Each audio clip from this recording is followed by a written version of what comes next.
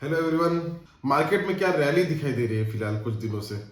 हम लगातार कुछ वीक ऑन वीक बेसिस पर डिस्कस कर रहे हैं कि मार्केट में एक अच्छी रैली दिखाई दे सकती है और इसमें करीबन हमने शॉर्ट ट्रेड नहीं ढूंढना चाहिए और उसमें एक बुलिश ट्रेंड रखकर उसमें ट्रेड करना चाहिए एक ट्रेडिंग स्टॉप लॉस के साथ में। उनको करीबन 2000 पॉइंट्स बैंक निफ्टी में और करीबन निफ्टी में भी 1000 पॉइंट तक की रैली उसमें मिली होगी।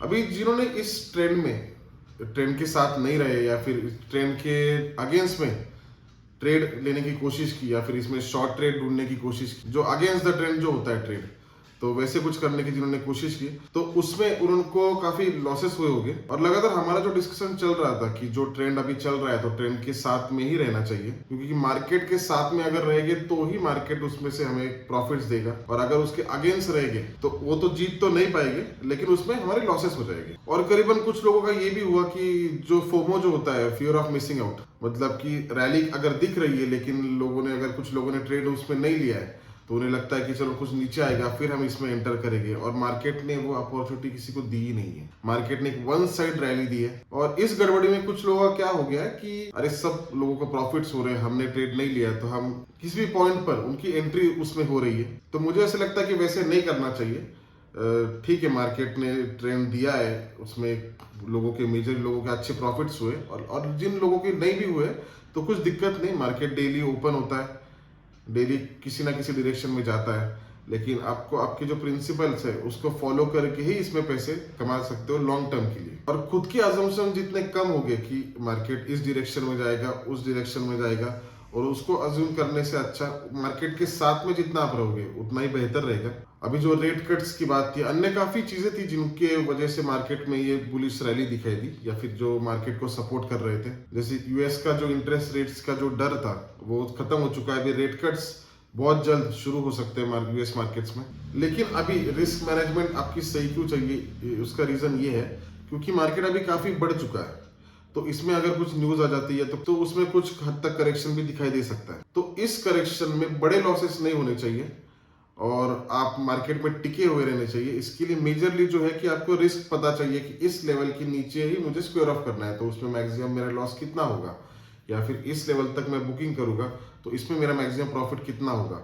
अगर इस सिस्टम से चलोगे तो आपको ज़्यादा रिस्क नहीं होगी और फिर उसमें ज़्यादा दिक्कतें भी नहीं होती ट्रेडिंग के लिए, और आपको कुछ स्ट्रेस भी नहीं होगा ट्रेडिंग करते वक्त, क्योंकि आपको पता होगा कि आपका मार्जिन कितना यूटिलाइज किया है, उसमें कितना रिस्क है आपको और इसमें कितना प्रॉफिट हो सकता है। और ट्रेंड के अगेंस्ट में मुझे लगता है कि ट्रेंड के अगेंस्ट में अभी कुछ सोचना नहीं चाहिए। डाउनवर्ड ट्रेंड में अगर ट्रेड लेने की कोशिश हम करेंगे तो उसमें दिक्कत है कि एक दो बार हम सही भी हो सकते हैं कि शॉर्ट ट्रेड लेगी और उसमें करीबन 100-200 पॉइंट हमें मिल भी सकते हैं, लेकिन अगर उस 100-200 पॉइंट के चक्कर में अगर कहीं ट्रैप अगर हो गए और मार्केट ने एक रैली दिखाई दी, जैसे ये अभी ऐसा नहीं कि अभी लोग सोच रहे हैं, काफी दिनों से लोग सोच रहे हैं कि उसमें एक शॉर्ट ट्रेड ढूंढना है, शॉर्ट ट्रेड ढूंढना है, क्योंकि फिर वो जिद होती है कि मैं लूंगा तो शॉर्ट ट्रेड ही लूंगा।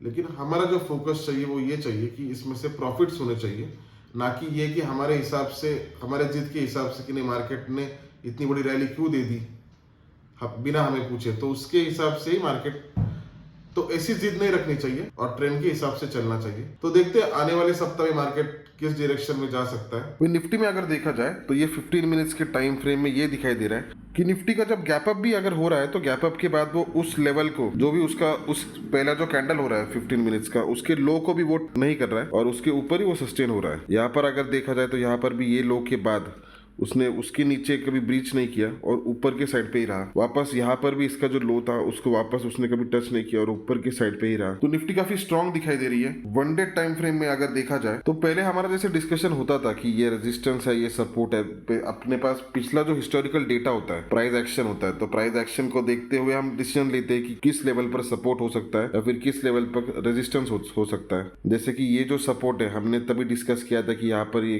रेजिस्टेंस का काम करेगा कुछ हद तक, फिर वापस ये जो रेजिस्टेंस है उसने भी एरिया में कुछ देर तक उसने कंसोलिडेट किया है, वापस 21,000 के नजदीक भी उसने कुछ दिन कंसोलिडेट किया है। अभी ये जब ऑल टाइम हाइपर मार्केट निकल जाता है तब आपके पास प्राइस एक्शन या फिर हिस्टोरिकल डेटा नहीं होता है। तो ऐसे सिचुएशन में आप कैसे जज कर सकते हो या फिर कैसे प्रेडिक्ट कर सकते हो कि मार्केट किस डायरेक्शन में जा सकता है? तो उसमें यूजुअली इंडिकेटर्स होते हैं जो अच्छा काम करते हैं, कुछ कुछ इंडिकेटर्स, और एक ऑप्शन चेन का डेटा होता है मार्केट के सेंटिमेंट्स होते हैं और एक खुद ब खुद मार्केट का जो बिहेवियर होता है ना, तो इन सारी चीजों को छोड़ने के बाद भी, मार्केट के बिहेवियर को देखने के बाद भी आपको एक अंदाजा आ सकता है कि मार्केट किस डायरेक्शन में पुल कर रहा है या फिर पुश कर रहा है। अभी निफ्टी में हमने जैसे देखा कि निफ्टी काफी स्ट्रांग होल्ड कर रहा है उसकी पोजीशन। अभी ऐसे मार्केट कंडीशन में हमें ये देखना है कि मार्केट के साथ में चलना है या फिर मार्केट के ट्रेंड के अगेंस्ट में चलना है, क्योंकि अगर देखा जाए तो मार्केट तो हमारे हिसाब से नहीं चलने वाला है, हमें ही मार्केट के हिसाब से चलना है और उसके अगेंस्ट फाइट करके कुछ मतलब नहीं है। लेकिन जिस हिसाब से मार्केट बढ़ा है तो इस चीज में भी ऐसे भी हो सकता है कि कभी भी एक बड़ा फॉल भी आ सकता है या फिर कुछ हद तक बड़ी प्रॉफिट बुकिंग भी हो सकती है। तो ऐसे सिचुएशन में हमें जो इस मार्केट में सस्टेन करेगा, या फिर ऐसे मार्केट में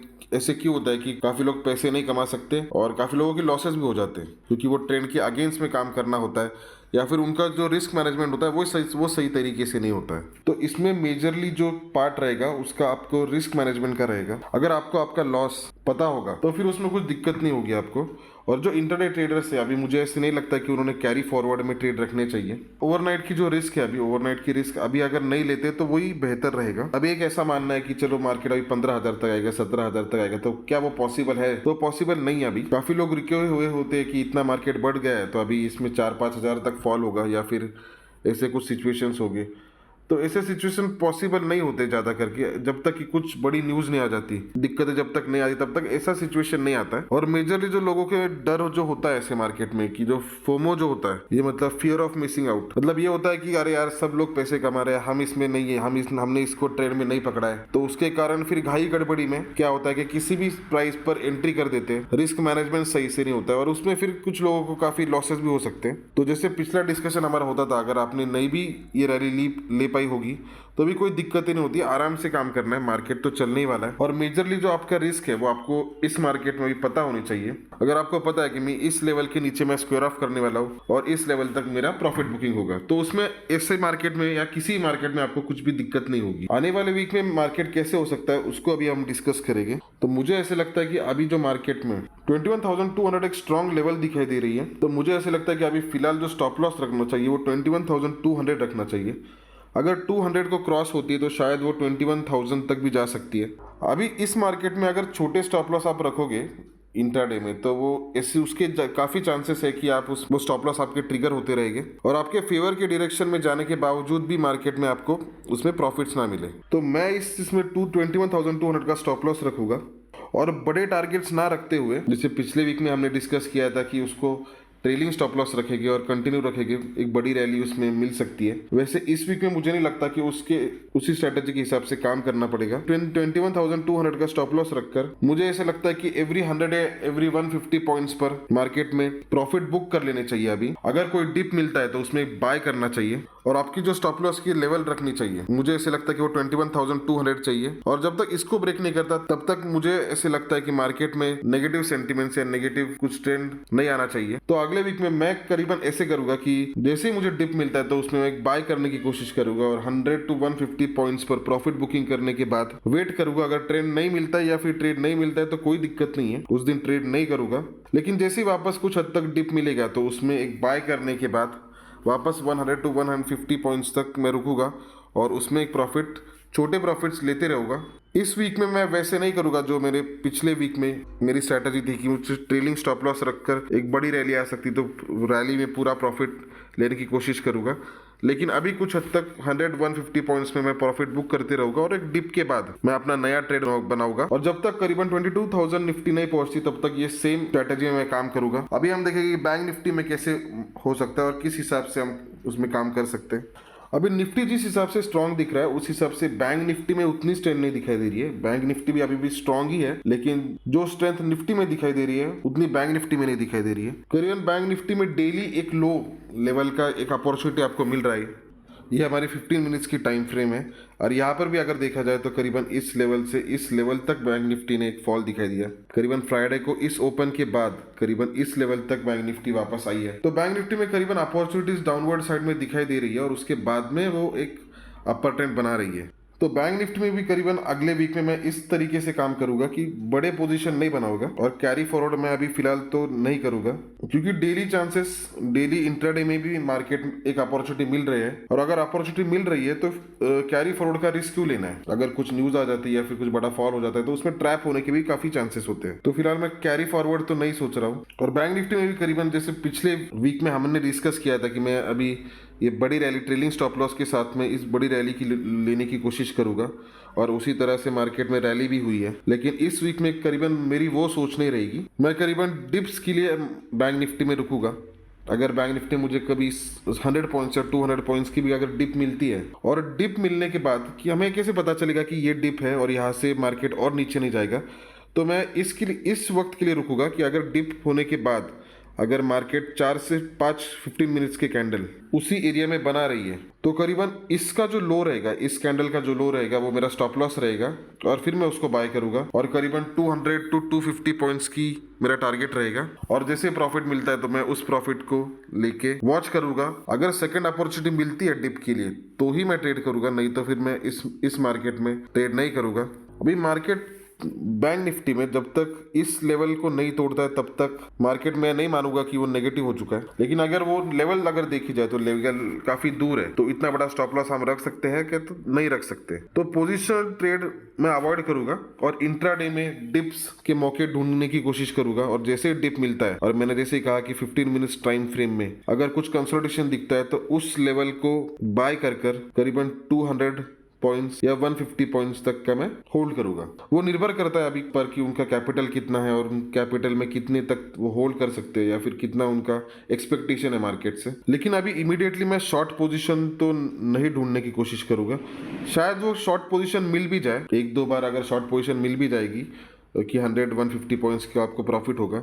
लेकिन अगर इस शॉर्ट पोजीशन में ट्रैप हो गए, अभी मान लीजिए अगर जिन्होंने इस लेवल तक शॉर्ट किया होगा कि यहाँ से मार्केट नीचे आएगा, वो करीबन 46,500 है, तो मार्केट ने वहां से अप साइड रैली दी है करीबन 48,140। अभी तक हमें पता नहीं कि अभी इस लेवल तक वो वापस कब आएगा, क्या आपको पता है? तो नहीं पता है। और इतने रैली में करीबन आपका पूरा जो कैपिटल होता है वो वाइप आउट हो जाता है। तो शॉर्ट पोजीशन ना ढूंढते हुए मैं एक डिप की ही कोशिश करूंगा। डिप अगर मिलता है मुझे तो मैं उसमें बाय करने की कोशिश करूंगा, और 150-200 पॉइंट्स मेरा टारगेट रहेगा। और मुझे ऐसे लगता है कि अभी ऐसे मार्केट में आपका जो रिस्क है, रिस्क जितनी अच्छी सही तरीके से मैनेज होगी उतना ही आपको कॉन्फिडेंस आएगा और आप अच्छी तरह से मार्केट में ट्रेड कर सकोगे। आई होप ये वीडियो आपको बेनिफिशियल रहे।